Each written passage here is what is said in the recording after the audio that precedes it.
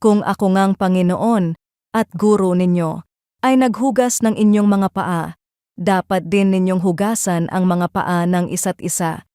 Binigyan ko kayo ng halimbawa upang inyong tularan. Pagod si Marco galing trabaho. Pagpasok niya sa bahay, nadatnan niyang magulo ang sala at maraming hugasin sa kusina.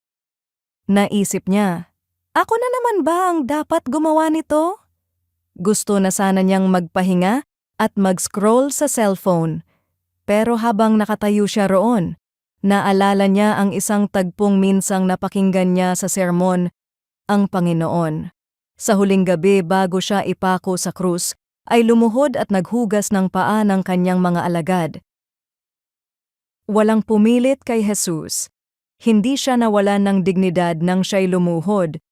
Siya ang Panginoon at Guro, ngunit siya ang unang naglingkod. Doon nagsimulang magbago ang isip ni Marco.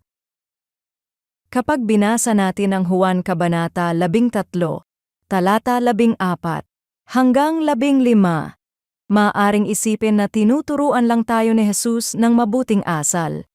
Ngunit mas malalim ang kahulugan nito. Nakaugat ito sa Ebanghelyo. Bago niya tayo utusan, siya muna ang kumilos. Lumuhod siya at naghugas ng paa, isang larawan ng mas dakilang paglilinis na kanyang gagawin sa krus. Kaya ang utos na magpakumbaba ay nakaangkla sa tinapos niyang gawain. Nagsisimula ang lahat sa ginawa niya, hindi sa gagawin natin. Hindi likas sa makasalanang puso ang tunay na pagpapakumbaba. Kung may pagnanais tayong maglingkod, iyon ay bunga ng biyaya ng Diyos na nagbago sa atin. Ang pagsunod ay resulta ng bagong pusong kaloob niya. Kaya hindi tayo naglilingkod para maligtas, kundi dahil tayo'y iniligtas na. Ang buhay Kristiyano ay hinuhubog ayon sa pattern ng kanyang mapagpakumbabang pag-ibig, isang pag-ibig na handang magsakripisyo para sa kaluwalhatian ng Diyos at sa ikabubuti ng iba. Hindi ito moralism. Ito ay pagsunod na umaagos mula sa Ebanghelyo. Sa bahay, maaaring ito'y simpleng paghuhugas ng pinggan kahit hindi mo toka. Sa opisina, paggawa ng tama kahit walang nakakakita. Sa simbahan, patuloy na paglilingkod kahit walang pagkilala. Sa mga relasyon, pagpili ng pagpapatawad kaysa pairalin ang pride.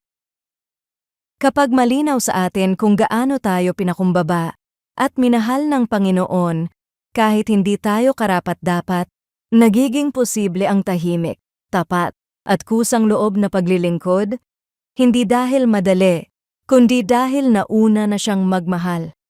Kung tunay na hinugasan na ako ni Kristo, nakikita ba sa aking buhay ang kaparehong pagpapakumbaba sa pakikitungo ko sa iba?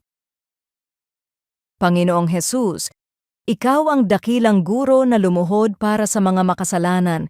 Salamat sa iyong paglilinis at biyaya. Patawarin mo ako sa mga sandaling inuuna ko ang aking pride. Patuloy mo akong baguhin upang ang aking pagsunod ay hindi pakitang tao, kundi bunga ng pusong tinubos mo. Turuan mo akong mamuhay sa liwanag ng iyong ebanghelyo araw-araw. Sa pangalan ni Jesus. Amen.